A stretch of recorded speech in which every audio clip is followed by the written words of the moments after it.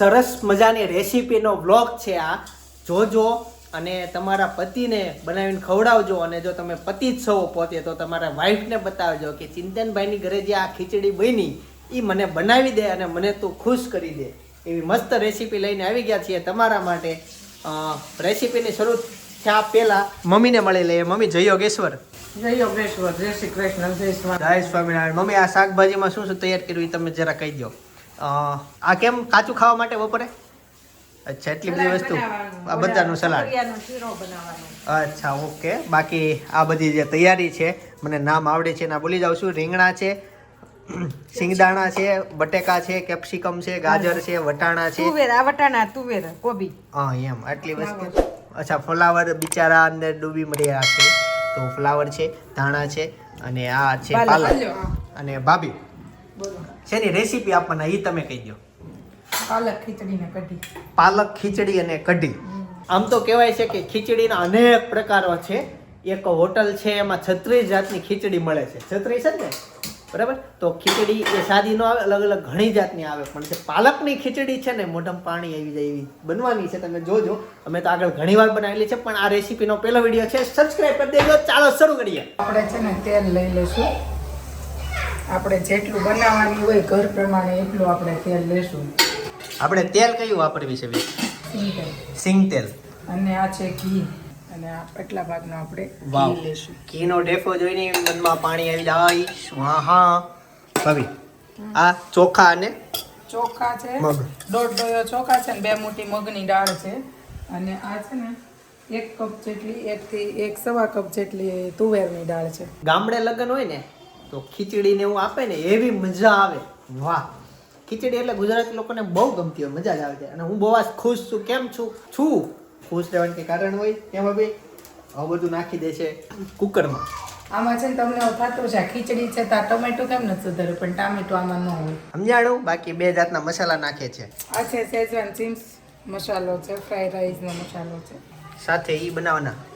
ના, અચ્છા, નાખો આમાં તે ખીચડી. મસાલામાં જ એડ કરવાના. ઓકે. થોડો કેવો મસાલો છે ને ઉડે બહુ. આ અક્ષરવાળો મારો ફ્રેન્ડ છે. ચીઝનો મસાલો છે ને આ છે ગ્રીન ભાજીનો મસાલો અક્ષર.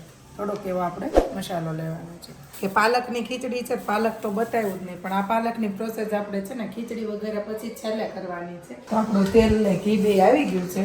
હવે આપણે આનો વઘાર કરી લઈશું. રાઈનું પ્રમાણ ઓછું રાખવાનું છે ને જીરાનું પ્રમાણ વધુ રાખવાનું છે. આ છે મીઠો લીમડો, આ છે હિંગ, અને થોડોક રામ થોડોક એવો ગરમ મસાલો લેવાનો છે. ને કલર માટે હળદર. જે આ ચીમ્સ મસાલો ને જે ભાજીનો મસાલો છે ને આપણે તેલમાં જ મિક્સ કરી દેવાનું છે, ઉપરથી નથી નાખવાનું. અને હવે બધા આપણે શાકભાજી નાખી દઈશું.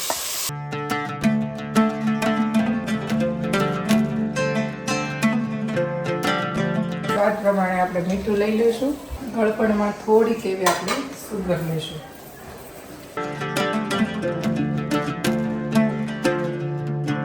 મિક્સ કરી લઈશું. આ છે તુવેરની દાળ. બધું હવે આપણે મિક્સ કરી લઈશું.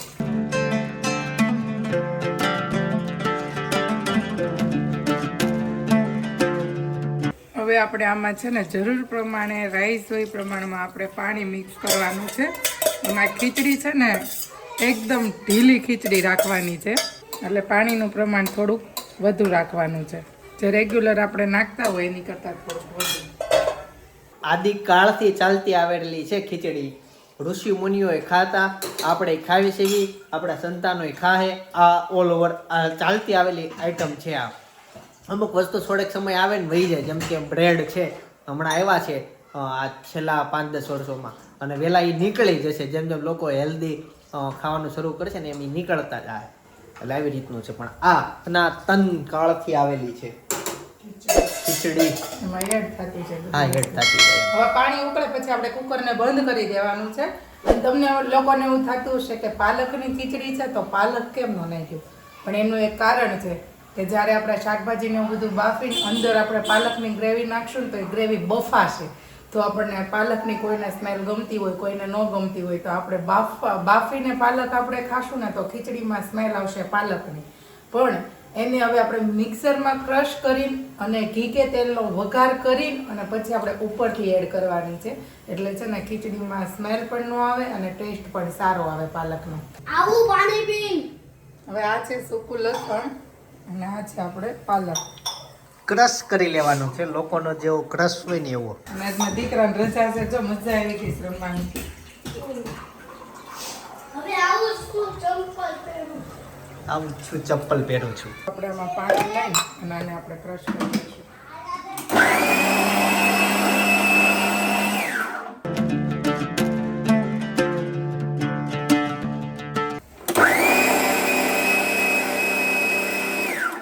આ છે આદુ.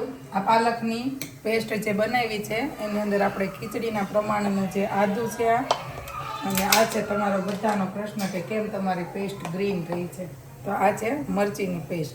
તો આપણે આમાં મરચી પણ મિક્સ કરી લઈશું. પછી ડાયરેક્ટ જ આપણે છે ને એનો વઘાર મારવાનો જ રહી. બધા મસાલાને ભેગા મિક્સ કરી દીધા હોય તો ખીચડી બની જાય ત્યાં સુધીમાં આપણે કઢી બનાવી લઈએ. કઢીની રેસીપી જોઈએ છે? હા, જોતી જશે ને. તો ચાલો કઢીની પણ આપણે રેસીપી આપી દઈએ. પતિને ખુશ કરવાનો 100% જ કરવાનો ને. ખીચડી આરે કઢી બનાવી દેજો. શું થયું છાશમાં? આજે આપણી ઘરે ખાટી છાશ નહોતી, મોળી છાશ હતી. તો મમ્મીને કીધું કે બાટલી લઈ આવવા, તો બાટલી લઈ આવ્યા છે. અને છાશ હવે કેવી હોય કેવી નહીં ચાખી જોઈ છે. થોડીક ખાટી છાશ લીધી છે. એમાં આપણે છે ને 1.5 ગ્લાસ આપણે પાણી મિક્સ કરશું છાશની અંદર. મરચી, આ છે આદુ, આ છે ગરમ મસાલો જરીક એવો લેવાનો અને સ્વાદ પ્રમાણે મીઠું. તમે કઢીમાં ગોળ પણ નાખી શકો છો અને ખાંડ પણ નાખી શકો છો. હું અહીંયા છે ને ગળપણ માટેની 2 ચમચી ખાંડ લઈશ. આ છે ચણાનો લોટ ગાયસા. આપણે 1 બાટલી છાશ 1.5 ગ્લાસ પાણી, એમાં આપણે છે ને આ 3 ચમચી આપણે ચણાનો લોટ લેશું. એટલે પતલી નહીં થાય અને બહુ ઘાટી નહીં થાય, મીડિયમ રહેશે.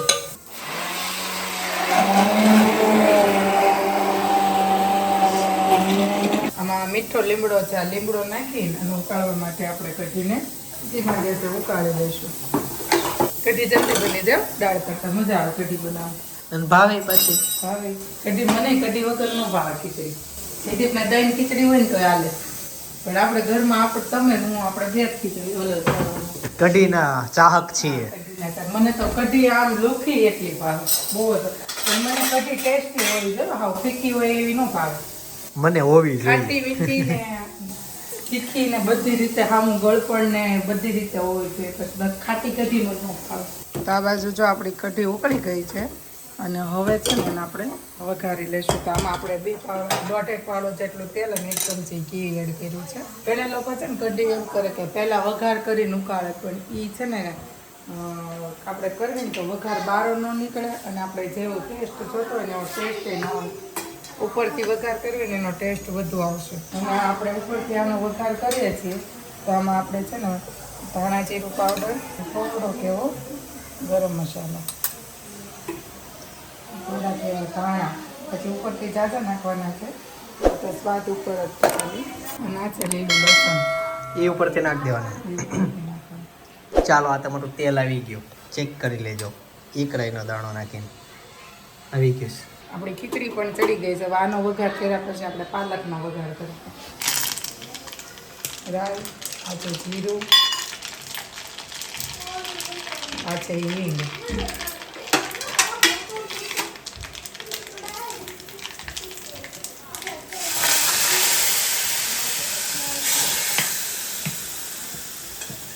તો આપણી જો કઢી છે રેડી. ઘણા લોકો છે ને એમ કહે કે અમે વ્હાઈટ કઢી કરવી તો થોડીક શામ થઈ જાય, પણ એક એનું કારણ છે કે તમે જ્યારે છે ને પેલું કેવું ધાણા જીરું કે ઉકળવામાં નહીં નાખવાનું. એટલે જો ઉકળવામાં ધાણા જીરું નાખશો ને તો કઢી શામ થઈ જાય. જો આવી રીતે વઘારમાં ઉપરથી નાખશો ને તો કઢી મસ્ત વ્હાઈટ રહેશે. હવે આપણે આમાં પરફેક્ટ ધાણા આપણે જે એડ કરવા છે એડ કરી લઈશું અને આપણી કઢી થઈ ગઈ છે રેડી. તો હવે આપણે પાલકના વઘાર માટે પણ આપણે તેલ લઈ લઈશું 2 થી 3 પાવડા જેટલું. સિંગ તેલ, અમે તો વર્ષોથી સિંગ તેલ ખાવી છે. અને તમે બીજું ખાતા હોય ને તો બંધ કરી દેજો, સિંગ તેલમાં વી આવજો. ફાયદા તમને ખબર જ છે, બધું બધાને ખબર જ છે. પાવામાં ના જતા, સ્વાસ્થ્ય જોજો અને સિંગ તેલમાં વી આવજો. હવે પાલકનું પાણી થઈ ગયું, આવું ફોરવેલમાં લીલું પાણી આવે, લીકેજ હશે ને.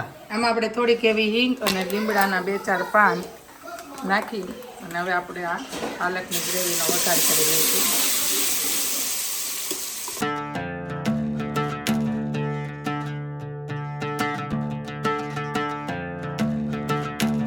જો આ બાજુ આપણી ખીચડી પણ બફાઈ રેડી થઈ ગઈ છે. જો એટલી ઢીલી રાખવાની છે આપણે ખીચડી. અત્યારે નથી હલાવવાની, કેમ કે આપણે મિક્સ કરશું ત્યારે આપણે હલાવવાના જ છીએ. આ પાલકની ગ્રેવીમાં આપણે થોડુંક એવું પાણી મિક્સ કરી દઈશું. આમાં થોડીક એવી હળદર અને થોડું એવું ધાણા જીરું. પાલકની ગ્રેવી પ્રમાણેનું જ મીઠું નાખવાનું છે, કેમ કે આપણે ખીચડીમાં નાખી દીધું છે. થોડીક એવી ગળપણ માટે ખાંડ. હવે આને થોડી વાર આપણે રહેવા દઈશું અને પછી આપણે ખીચડી મિક્સ કરી દઈશું એમાં. પછી કિસમિસ, દ્રાક્ષ. તો એ જે દાણો ખરાબ કાઢી લીધો ને, એ ઘરે બનાવો ને તો નીકળી જાય, હોટલ હોય ને તો વહી જાય. આ દ્રાક્ષનું હોય ને, હા, ઠૂઠું, શું કહે? ઠૂઠું થોડું થોડું એ એટલે આટલો ફરક છે હોટલના જમવામાં ને આમાં. તોય આપણે હોશે ખાઈએ છીએ કેમ કે ઠૂઠું ભાવે છે આપણને. ત્યારે આડું હોય ત્યારે કાઢી લેવાનું. બાકી ખાતું જ જવાનું. અને ઉપરથી નાખી દેવાના કાજુ, એ કાજુ. કટકા કરીને હા, ફટાકડ 2 ફાડા. એમ કે એક કાજુ નકર કોકને એક ડીશમાં આવે તો એક જણાને જ ઓલા 2 ભાગ પડે. કોળે સ્વાદ આવવો જોઈએ. જો એક કાજુના 4 કટકા કરે છે. આપણી પાલકની ગ્રેવી રેડી થઈ ગઈ છે. ધાણા આપણે બધા આમાં મિક્સ કરી દઈશું, કેમ કે બહુ હલાવી તો ખીચડી પણ બધી થઈ જાય, ફેદાઈ જાય. હવે આપણે આ ખીચડી બધી આમાં મિક્સ કરી દઈશું. મસ્ત સુગંધ આવી. વિડીયોમાં તમને ત્યાં સુગંધ ન આવે, પણ અહીંયા હોવ તો આમ મોઢામાં પાણીના ફુવારા છૂટી જાય. મસ્ત સુગંધ આવે છે ખીચડીની. વાહ, જો બતાવું તમને પાલક ખીચડી. હા હા હા, મસ્ત હમણાં ગ્રીન થઈ જશે. જો કલર આવવા મળ્યો. કલર એટલે પાલકનો ઓરિજિનલ હો, નાખેલો નહીં. અને આપણે આને છે ને હવે કઢી આરે સર્વ કરવાની. ગાઈસ તો છે ને તમે કોમેન્ટ કરજો કે તમને જોઈને તો ખ્યાલ આવી જાય ને કે કેવો સ્વાદ હશે. તો ખીચડી કેવી બની છે, કેવી રેસીપી તમને લાગી એની ચોક્કસ કોમેન્ટ કરજો. તો અમે પણ અવનવી રેસીપી, હવે શિયાળો સ્ટાર્ટ થયો, અમારી સાડીનું થોડુંક કમુડતા છે, એટલે થોડુંક મને સમય મળી રહી તમને લોકોને આ રેસીપી આપવાનો. એટલો સમય હું કાઢી અને તમને લોકોને શિયાળામાં આપણે આમ તો કંઈ ખાવાના નથી લીલું શાકભાજી કે એવું વસ્તુ, પણ આવી રીતે હેલ્ધી વસ્તુ બની અને આપણા શરીરમાં જાય એવી અવનવી રેસીપી આપતી રહીશ તમને. પણ જો તમારા સાથ અને સહકાર હશે તો. અને તમે ખીચડી કઢી વગેરે ડાયરેક્ટ ખાઈ શકો છો, મસ્ત સ્વાદિષ્ટ. આના સાથે જ તે તમે આંગળા ચાટતા રહી જાવ ને એવી પાવભાજીની રેસીપી. હા, પરફેક્ટ માપ સાથે પાવભાજીની રેસીપી બાજુમાં હું રેસીપી સજેસ્ટ કરું છું. સાથે ડેલી વ્લોગ છે, જોતા આવજો, ક્લિક કરી લેજો. કાલે સવારે 9 વાગે પાછો આવી જઈશ. જય સોમનારાયણ, શ્રી કૃષ્ણ, જય યોગેશ્વર.